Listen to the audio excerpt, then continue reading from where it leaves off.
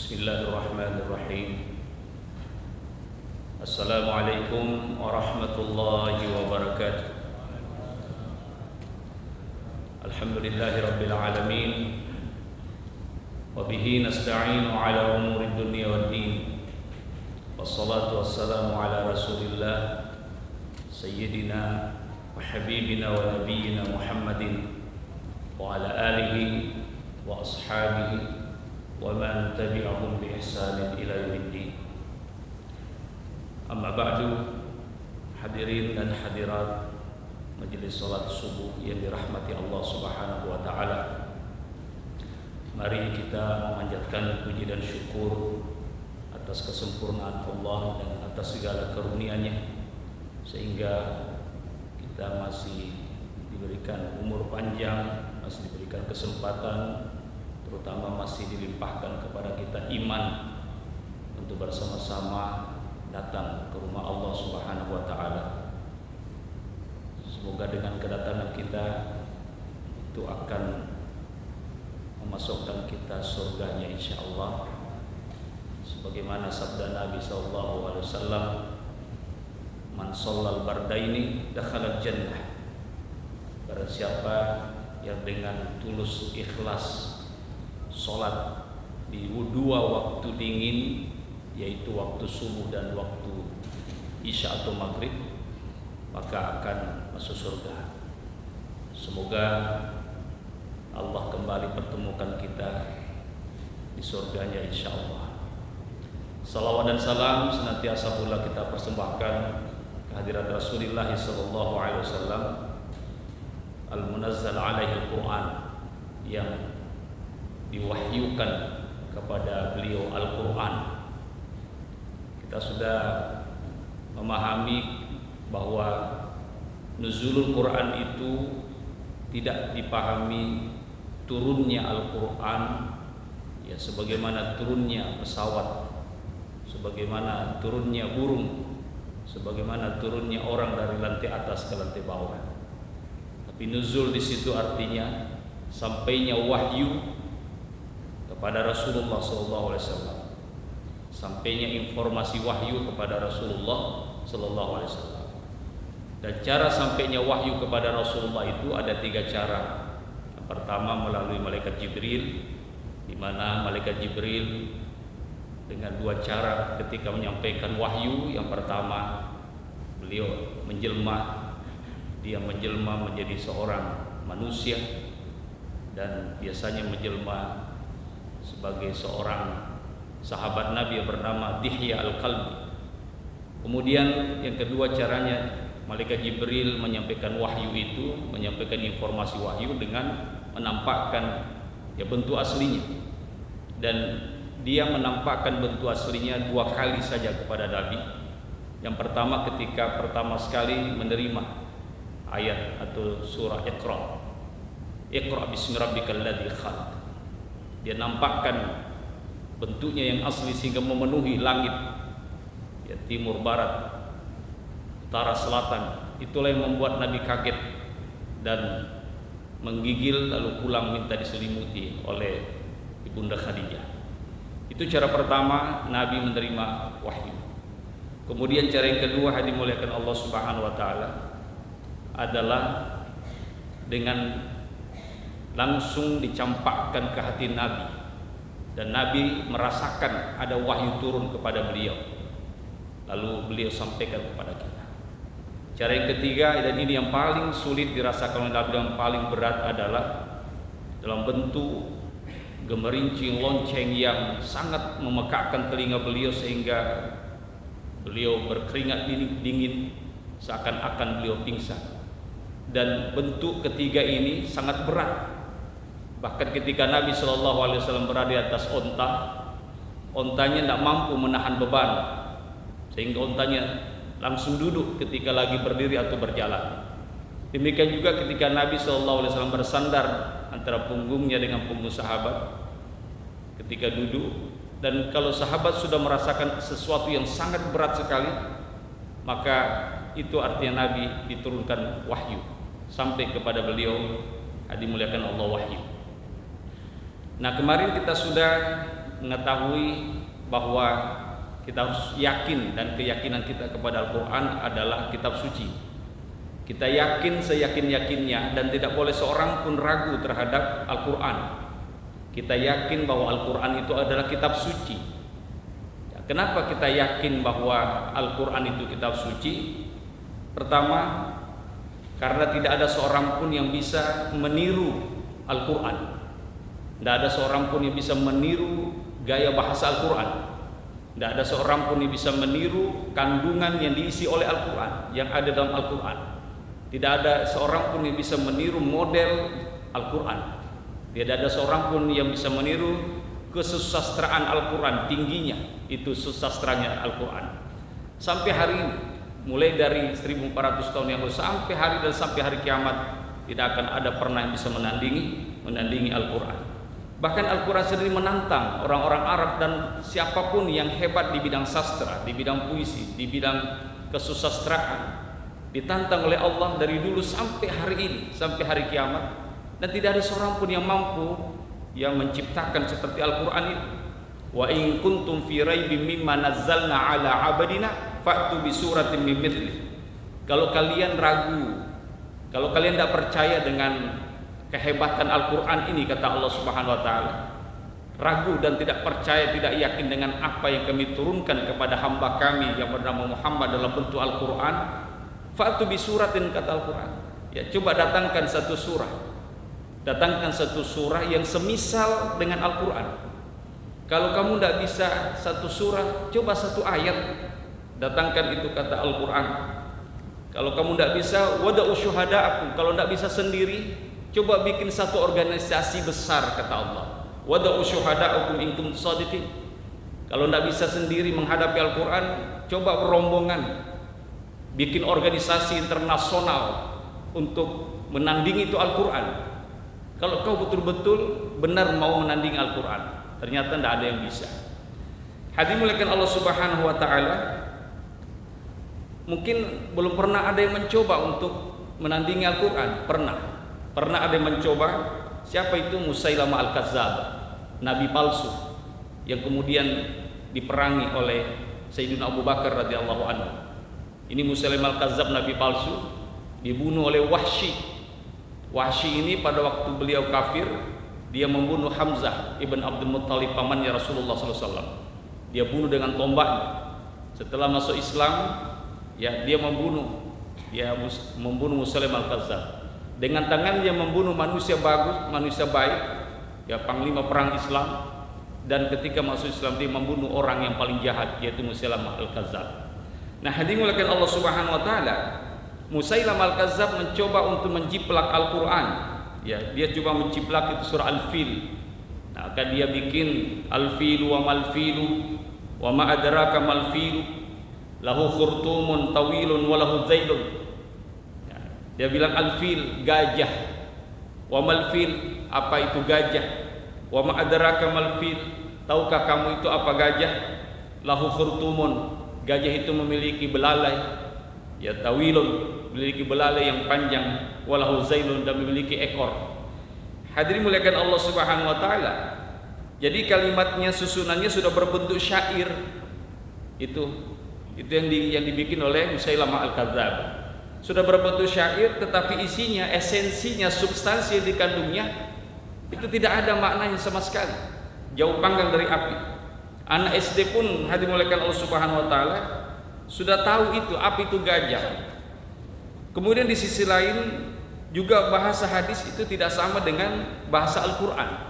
Jadi hadis itu tidak sama dengan Al-Quran, apalagi bahasanya. Al-Quran itu, hadirin muliakan Allah, bukan bikinan Rasulullah, bukan bikinan Muhammad SAW. Ya, kalau sama tentu bahasanya juga sama. Ya, seandainya Nabi yang membuat itu Al-Quran, tentu bahasanya Nabi, bahasanya hadis, tentu harus sama dengan Al-Quran. Tetapi sangat berbeda bahasa Al-Quran dengan bahasa Muhammad SAW. Nah, Al-Quran itu, hadirin muliakan Allah, Al-Quran itu isi dan redaksinya langsung dari Allah Subhanahu wa taala. Itu Al-Quran. Isi dan redaksinya, substansinya langsung dari Allah Subhanahu wa taala. Nabi tinggal mengucapkan. Ya, Nabi tinggal mengucapkan, malaikat Jibril mengatakan alif lam mim dzalikal kitabul la raiba fihi hudal lil muttaqin. Nabi juga sampaikan seperti itu, tambah menambah-nambah. Itu Al-Qur'an. Kemudian hadis itu adalah isinya dari Allah, tetapi kemudian redaksinya dari Rasulullah. Jadi Nabi mendapatkan wahyu dari Allah, kemudian disampaikan dengan redaksi Nabi, dengan bahasa Nabi sendiri, maka itu namanya hadis. Itu yang pertama, hadirin muliakan Allah Subhanahu wa taala. Kenapa kita meyakini bahwa Al-Qur'an itu suci? Karena tidak ada seorang pun sampai hari dan sampai hari Kamis yang bisa menandingi itu Al-Qur'an, yang bisa mencipta, membuat Al-Qur'an.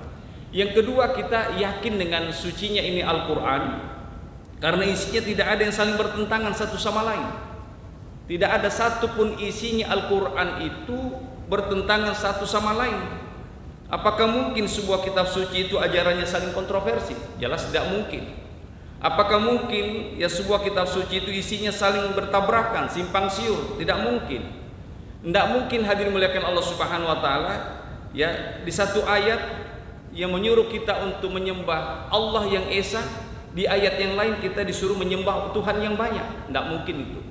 Tidak mungkin sebuah kitab suci itu, hadirin muliakan Allah, di mana di satu ayat dia mengharamkan zina, kemudian di ayat yang lain dia membolehkan zina. Itu tidak mungkin dia kitab suci. Kemudian tidak mungkin itu sebuah kitab suci, di ayat yang lain dia suruh kita untuk berbakti kepada kedua orang tua, tetapi di ayat yang lain disuruh kita menghardik dan menelantarkan orang tua kita, ayah ibu kita. Nah, hadirin Allah Subhanahu wa taala, dari 6.666 ayat, 414 surah, 30 juz itu, tidak satu pun ayatnya, suratnya yang saling bertentangan satu sama lain. Tidak ada yang bertentangan satu sama lain, hadirin Allah, tidak ada yang kontroversi. Ayatnya, huruf-hurufnya, hukumnya, kandungannya. Ini menunjukkan bahwa Al-Qur'an itu adalah berasal dari Allah Subhanahu wa taala. Nah, kemudian yang ketiga, kita meyakini Al-Qur'an itu suci karena ajarannya itu sesuai dengan fitrah manusia. Ya. Karena ajarannya sesuai dengan fitrah manusia, sesuai dengan kondisi manusia, sesuai dengan kemampuan manusia, sesuai dengan letak geografis di mana manusia itu tinggal, sesuai dengan psikologi manusia dan sesuai dengan sosiologi manusia. Ini Al-Qur'an. Makanya kita yakin Al-Qur'an ini adalah kitab suci. Al-Qur'an menyuruh kita berwudu. Ya. Tapi kalau tidak mampu berwudu karena sakit, dokter menyarankan tidak usah berwudu karena kalau berwudu nanti tambah parah sakitnya atau lukanya itu, maka diberikan kita keringanan oleh Al-Qur'an, bertayamum. Ya, bertayamum kata Al-Qur'an. Allah Subhanahu wa taala perintahkan kita sholat berdiri. Sholat berdiri. Kalau tidak mampu sholat berdiri, duduk. Kalau tidak bisa duduk, ya berbaring. Kalau tidak bisa berbaring, ya pakai isyarat mata. Kalau memang tidak pakai isyarat mata, tidak ada isyarat matanya, ya disolatkan. Nah, mati itu. Nah, hadirin Allah Subhanahu wa taala, demikian juga Allah wajibkan kita berpuasa. Tetapi karena kita tidak mampu berpuasa karena kita atau seorang itu hamil atau dia menyusui atau karena terlalu tua, renta dia atau dia musafir, sakit, ya haid nifas, maka boleh diganti, diqadha, diganti pada hari yang lain atau kita ya membayar fidyah. Ini betul-betul ajaran Al-Qur'an itu sesuai dengan fitrah manusia, sesuai dengan kemampuan manusia. Kita diperintahkan haji oleh Allah, tapi karena kuota penuh atau misalnya biaya pas-pasan, misalnya belum bisa berhaji tahun ini, tahun depan, maka kata Nabi SAW, umratun fi Ramadan ta'dilu hajjatan wahidatan ma'i. Kalau tidak bisa haji kata Nabi, ya hendaklah engkau berumrah saja di bulan Ramadan. Berumrah saja di bulan Ramadan, karena berumrah di bulan Ramadan kata Nabi SAW itu sama pahalanya dengan satu kali haji bersamaku, kata Nabi. Bersamaku. Subhanallah, ajaran Islam ini betul-betul sesuai dengan kemampuan kita, sesuai dengan fitrah kita sebagai manusia. Nah, hadirin Allah Subhanahu wa taala. Jadi Allah perintahkan kita menikah. Nah, perintahkan kita menikah oleh Allah Subhanahu wa taala. Diperintahkan satu. Kalau tidak cukup satu, dua kata Allah. Dua. Maaf Bu ya, maaf ibu-ibu di belakang. Ini ajaran Al-Qur'an, saya menyampaikan saja, bukan saya ini. Ya. Kalau tidak cukup satu, ya dua. Kalau tidak cukup dua, ya tiga kata Al-Qur'an. Ya, tiga. Kalau tidak cukup tiga, ya empat. Yang 4. Nah, hadirin Allah Subhanahu wa taala, jadi dengan syarat harus adil. Kalau tidak adil, tidak bisa kau adil sama istri-istrimu nanti kalau kau nikah lebih dari satu, jangan kau nikah, kata Al-Quran. Jangan kau nikah. Ya. Jadi wa in khiftum alla ta'dilu fawahidah. Nareko veloreko aja. Ya. Kalau kau takut jangan kata Al-Quran. Karena sulit itu, Pak. Ya. Jadi kalau tidak cukup 3, 4. Karena sudah 4 dibawa ke ambulans, ke rumah sakit. Kenapa? Umurnya sudah 80 tahun mau 4, luar biasa. Nah, dimulakan Allah Subhanahu wa taala, jadi perintah-perintah Al-Qur'an itu ajarannya sesuai dengan fitrah dan kemampuan manusia. Nah, ya, sesuai dengan fitrah dan kemampuan manusia. Nah, dalam masalah menikah ini ada seorang kiai, ya, dilamar anaknya oleh 3 orang santri, datang untuk melamar. Ya, datang melamar, Pak Kiai, kami bertiga ini mau melamar. Dari ketiga kami silahkan kami dipilih yang mana lebih layak. Kemudian Pak Kiai bilang, kamu namamu siapa? Nama saya Anas, Pak Kiai. Coba baca surah An-Nas. Dia baca surah An-Nas dengan lancar. Terus yang kedua, siapa namamu? Tariq. Coba kau baca surah At-Tariq. Bismillahirrahmanirrahim. Was-sama'i wat-tariq wa ma adraka mat-tariq an-najmu ats-tsaqibu in qul. Sampai selesai. Bagus. Kamu siapa namamu? Sambil gemetar dia berkeringat dingin, namaku, nama saya pakai Ali Imran. Ali Imran namaku. Wah, bagus itu. Coba kau baca. Tapi Pak Kiai, sebelum Pak Kiai bilang coba baca, dia bilang, tapi Pak Kiai, teman-teman saya selama ini panggil saya Kulhu. Selama ini saya dipanggil Kulhu oleh teman-teman. Kalasi. Hadirin muliakan Allah Subhanahu wa taala. Jadi itu. Ya. Jadi kita meyakini Al-Qur'an dia suci karena ajarannya tidak pernah ada yang bertentangan. Kemudian hadirin muliakan Allah Subhanahu wa taala, kita yakin dengan Al-Qur'an itu suci karena Al-Qur'an itu adalah huda. Dia adalah huda, dia adalah rambu-rambu dalam kehidupan kita. Dia adalah rambu-rambu. Jadi Allah Subhanahu wa taala berfirman dalam Al-Qur'an, Alif Lam Mim dzalikal kitabu la raiba fihi hudal lil muttaqin. Alif Lam Mim, Al-Qur'an ini alladzi la raiba fihi. Al-Qur'an ini adalah firman Allah Subhanahu wa taala, la raiba fihi, tidak ada keraguan di dalamnya. Hudal lil muttaqin. Dia adalah petunjuk bagi orang-orang bertakwa. Kalau kita kembali ke bahasa Arab, dan semuanya itu kalau kita mau menafsirkan Al-Quran karena dia bahasa Arab, maka kita harus kembali ke asal bahasanya. Huda di dalam bahasa Arab itu artinya rambu-rambu, ya, artinya rambu-rambu. Kalau kita mau pergi ya ke Bone, mau pergi ke Jeneponto, Bulukumba, atau mau pergi kita ke Inrikang supaya selamat sampai di tempat tujuan itu ke Bone, maka kita harus itu rambu-rambunya, ikut rambu. Jadi kalau kita ke Bone, rambu bilang ke kanan, nah kita ke kiri, masuk ke jurang, ya, masuk ke jurang. Nah, Al-Quran ini adalah rambu. Ya, kapan Al-Quran mengatakan jangan berzina, maka bermasalah hidup kita. Al-Quran mengatakan jangan minum khamar, tapi kita minum, bermasalah hidup kita. Ya. Al-Quran mengatakan la yaktab ba'dukum ba'd, jangan menceritakan kejelekan saudaramu, tapi kita menceritakan, maka bermasalah hidup kita. Jadi Al-Quran itu rambu, ya, huda lil muttaqin. Nah, Al-Quran itu berisi itu garis besarnya 2 saja, itu isinya Al-Quran. 2 isinya, perintah dan larangan. Itu saja, perintah dan larangan. Jadi kalau kita baca Al-Quran itu semuanya, itu saja isinya 2, perintah dan larangan. Nah, jadi perintah dan larangan itu semuanya hadirin muliakan Allah Subhanahu wa taala. Tujuannya perintah dan larangan itu untuk memelihara 5 prinsip dalam Islam. Ya, untuk memelihara 5 prinsip dalam Islam yang dinamakan ad-daruriyatul khamsah. Ya. Nah, kalau kita sebagai bangsa Indonesia ada 5 prinsip yang kita punya, itu Pancasila. Ya, Pancasila. Nah, apa 5 prinsip itu? Jadi semua perintah, semua larangan dalam Al-Qur'an itu ujungnya itu adalah untuk ya memelihara 5 prinsip itu. Yang pertama, al-muhafazah 'alad din, yaitu untuk menjaga agamanya. Ya, untuk menjaga agama.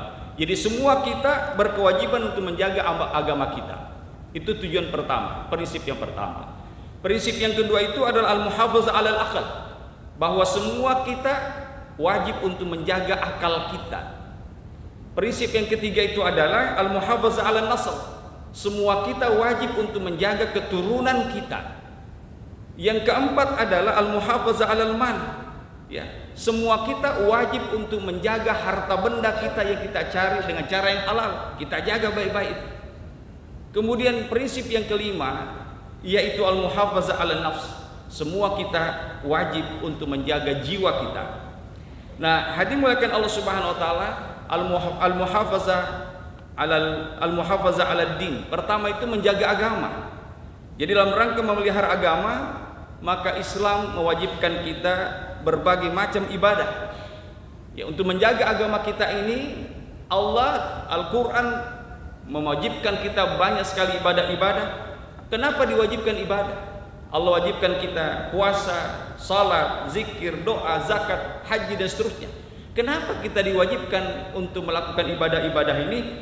Untuk mengingatkan kita setiap saat bahwa kita adalah hamba. Jadi Allah wajibkan kita semua ibadah-ibadah itu yang selama ini kita lakukan, supaya setiap hari kita diingatkan oleh Allah bahwa kita ini seorang hamba, ataki. Ya. Diwajibkan kita sholat 5 waktu oleh Allah supaya kita tahu dan sadar bahwa engkau adalah hamba, kamu adalah ata. Kenapa dimuliakan Allah? Karena boleh jadi yang menonjol bagi seseorang itu adalah jabatannya. Boleh jadi kalau dia di luar sholat dia tonjolkan jabatannya. Boleh jadi di luar sholatnya dia tonjolkan kekayaannya, status sosialnya, kebangsawanannya, kekuasaannya, kecantikannya, kegantengannya.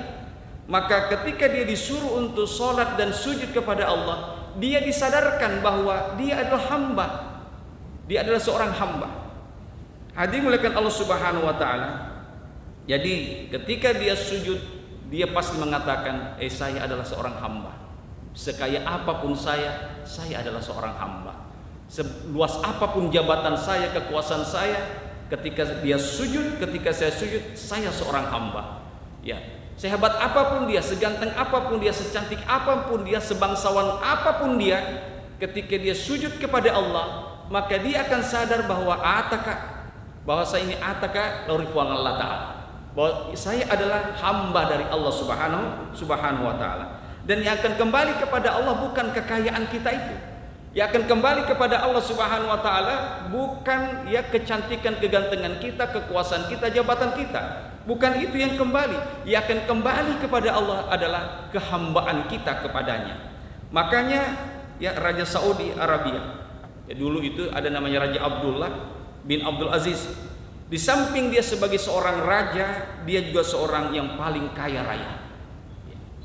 Raja tapi paling kaya raya. Kekayaannya itu kira-kira sekitar 650 triliun dolar Amerika.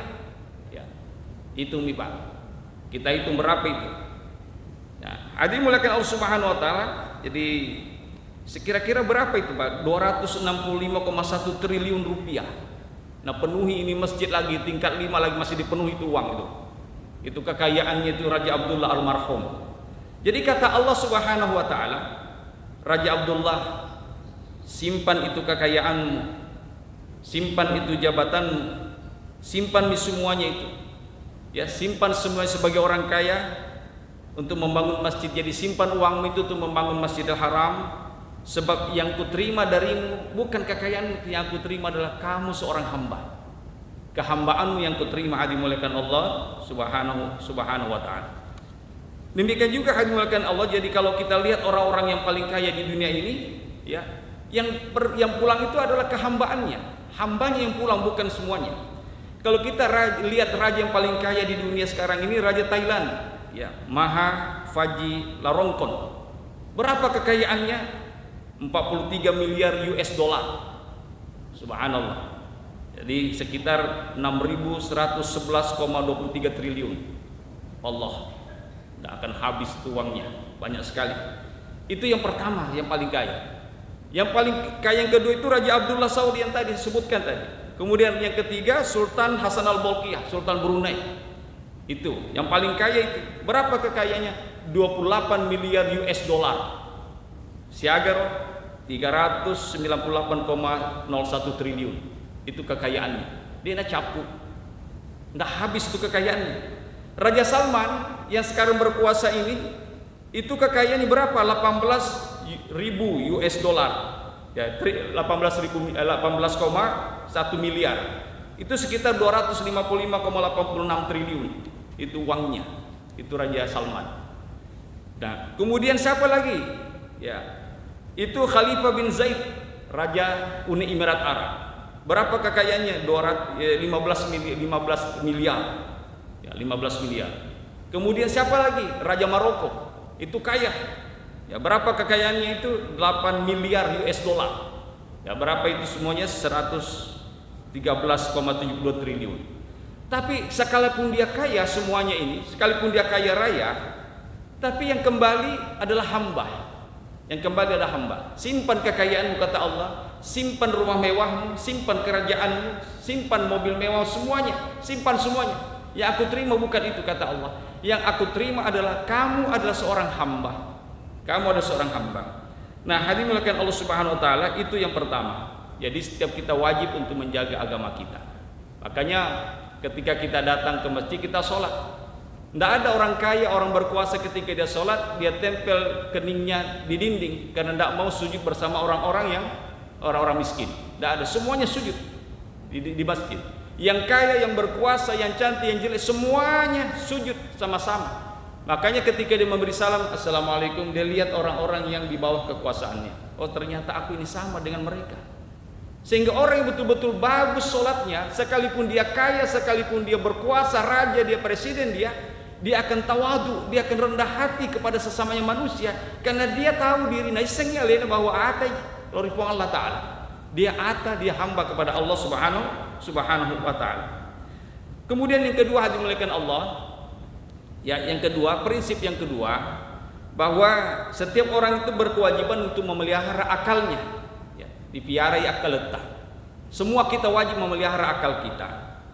Jadi akal itu, hadirin muliakan Allah, berasal dari bahasa Arab. Akal itu artinya, ya, yang sebenarnya itu adalah jadi sebenarnya akal itu adalah itu tali yang dipakai oleh orang Arab ketika dia pakai serban yang bundar di kepalanya, itu akal itu. Ya, itu akal. Nah, biasa itu dulu yang dipakai di kepalanya itu dulu tali. Ya. Tali yang dipakai untuk mengikat onta. Nah, kalau tidak diikat nih ontanya, disimpan di kepalanya.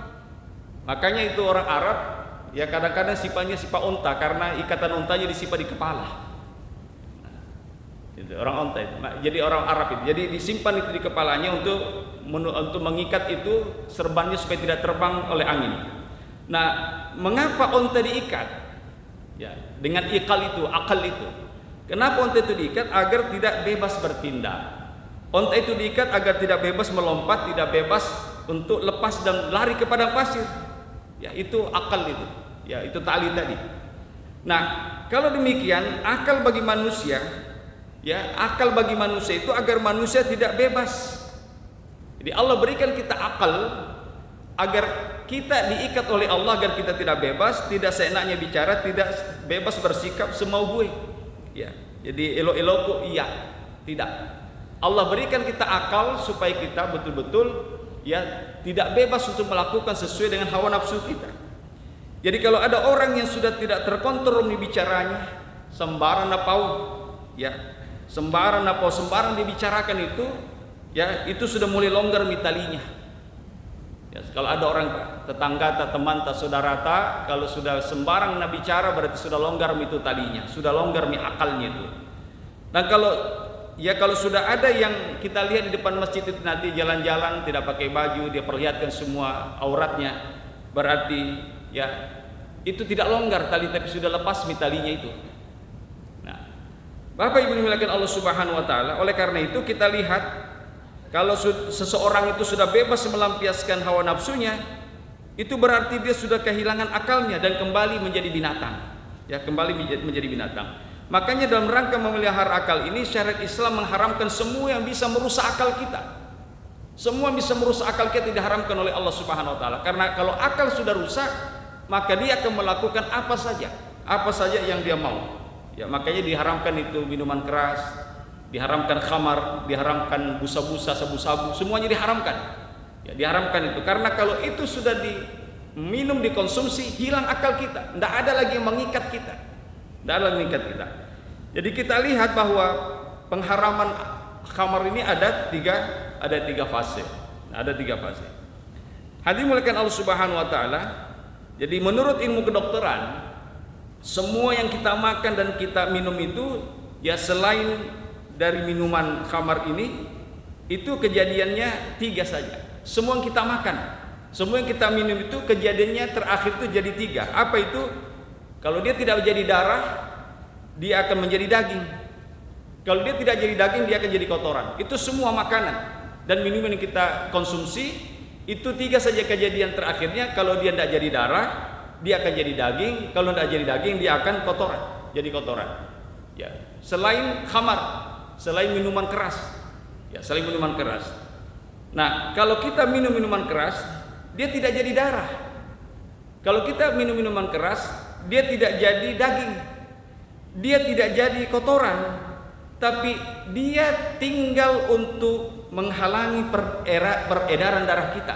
Itu bahayanya itu khamar.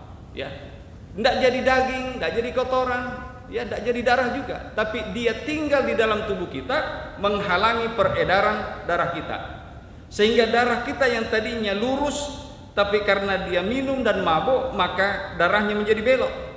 Darahnya menjadi belok itu. Makanya tidak ada orang yang mabuk itu lurus jalannya, tidak ada. Tidak ada itu. Orang yang mabuk tidak ada itu lurus jalannya, Pak, karena belok darahnya. Tidak ada. Coba kita lihat kalau ada orang mabuk, tidak ada itu yang lurus jalannya, pasti dia miring kanan, miring kiri, Pak. Ini.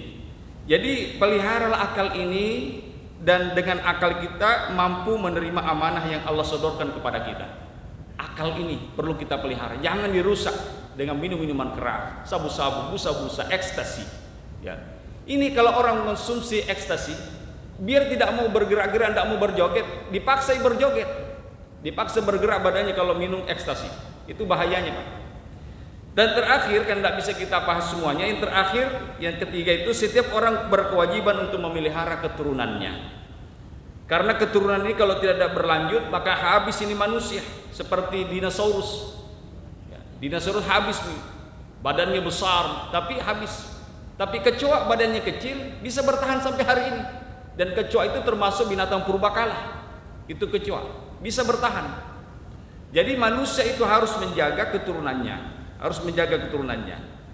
Jadi agama ini, bagaimana cara menjaga keturunan kita? Dengan menikah sesuai yang diperintahkan oleh Allah Subhanahu wa taala, dan mengharamkan zina. Kita diperintahkan nikah dan mengharamkan zina. Dan Al-Qur'an itu ketika dia melarang sesuatu, dibuka, dicarikan solusi. Ketika diharamkan sesuatu, dicarikan solusi yang menghalalkan. Beda dengan undang-undang yang dibikin oleh manusia, ditutup semua celah. Ya, ditutup semua celah sehingga orang mau untuk melakukan pelanggaran-pelanggaran, ya, pelanggaran-pelanggaran. Nah, hadirin melakukan Allah Subhanahu wa taala. Jadi kalau Allah larang zina, Allah kasih solusinya. Apa paling? Nikah, kata Al-Qur'an. Ya, nikah kata Al-Qur'an. Jadi kadang-kadang hukum yang dibuat oleh manusia itu ya tidak mewakili, ya tidak mewakili keinginan-keinginan manusia. Nah, hadirin melakukan Allah Subhanahu wa taala. Jadi ada salah seorang pemuda datang kepada Nabi, dia mengatakan, "Ya Rasulullah, saya mau berzina, boleh tidak?" Maka Nabi mengatakan, "Tidak boleh, tidak boleh berzina," kata Nabi. Lalu apa yang saya lakukan ya Rasulullah? Karena ini laki-laki ini suka melakukan itu. Maka dia menghadap kepada Rasul, "Ya Rasulullah, boleh saya berzina enggak?" Ya. Nabi mengatakan tidak boleh. Lalu apa yang saya lakukan ya Rasulullah? Kawin. Ya, kalau kamu kawin, keturunan-keturunanmu akan berlanjut. Makanya Allah mengatakan wala taqrabuz zina, jangan kamu mendekati zina. Ya, jangan mendekati zina. Jadi didekati saja tidak boleh, apalagi melakukan itu zina. Didekati saja tidak boleh.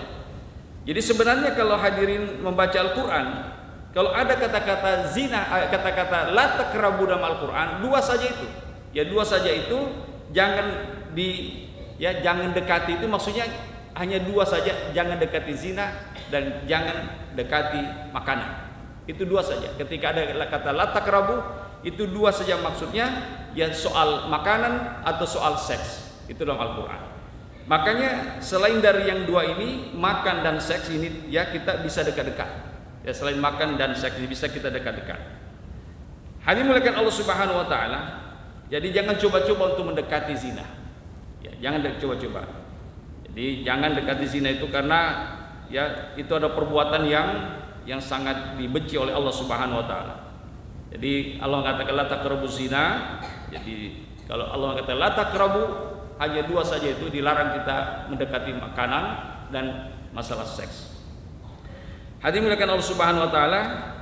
Jadi saya kira inilah yang bisa kami jelaskan pada kesempatan mubarak ini. Tak bisa kita tuntaskan karena persoalan waktu. Mari kita tutup dengan doa kafaratul majelis. Subhanakallahumma wa bihamdika nasyhadu an la ilaha illa anta nastaghfiruka wa natubu ilaika. Wa sallallahu ala sayyidina Maulana Muhammadin wa ala alihi washabihi ajma'in. Allahumma waffiqna aqwamit thariq. Wassalamualaikum warahmatullahi wabarakatuh. A'udzubillahi minasyaitonir rajim. Bismillahirrahmanirrahim. Alhamdulillahirabbil alamin, hamdasy syakirin hamdan na'imin, hamdan yuwafi ni'amahu wa yukafi mazidah. Ya Rabbana lakal hamdu kama yanbaghi li jalali wajhika wa li 'azimi sultanik. Allahumma shalli wa sallim wa barik ala sayyidina wa habibina wa nabiyyina Muhammadin wa ala alihi wa ashabihi ajma'in. La ilaha illa anta subhanaka inna kunna minadh dhalimin. Rabbana zalamna anfusana wa illam taghfir lana wa tarhamna lanakunanna minal khasirin. Rabbana ighfir lana dhunubana wa liwalidina warhamhum kama rabbawna shighara wa li jami'il mu'minina wal mu'minati wal muslimina wal muslimati al ahya'i minhum wal amwat innaka sami'un qaribun mujibud da'wati ya qadiyal hajat. Rabbana hab lana minas salihin. Rabbana hab lana min azwajina wa dhurriyyatina qurrata a'yunin waj'alna lil muttaqina imama. Allahumma barik lana fi auladina wahfazhum wa la tadurrahum warzuqna birrahum. Rabbana taqabbal minna salatana wa qiyamana wa ruku'ana wa sujudana wa taqabbal minna siyamana wa taqabbal minna siyamana wa taqabbal minna siyamana. Rabbana atina fid dunya hasanah wa fil akhirati hasanah wa qina adzaban nar. Rabbana taqabbal minna innaka antas samiul alim wa tub alaina innaka antat tawwabur rahim. Subhana rabbika rabbil izzati amma yasifun wa salamun alal mursalin walhamdulillahi rabbil alamin. Ila hadratin nabiyil mustafa sallallahu alaihi wasallam wa ila hadarati wa liwalidina wa li ajdadina wa li jaddatina wa li asatizatina wa masyayikhina. Al-Fatihah. Auzubillahi Ar-Rahmanir Rahim. Maliki yaumiddin. Iyyaka na'budu wa iyyaka nasta'in. Ihdinas siratal mustaqim. Siratal ladzina an'amta 'alaihim ghairil maghdubi 'alaihim. Amin.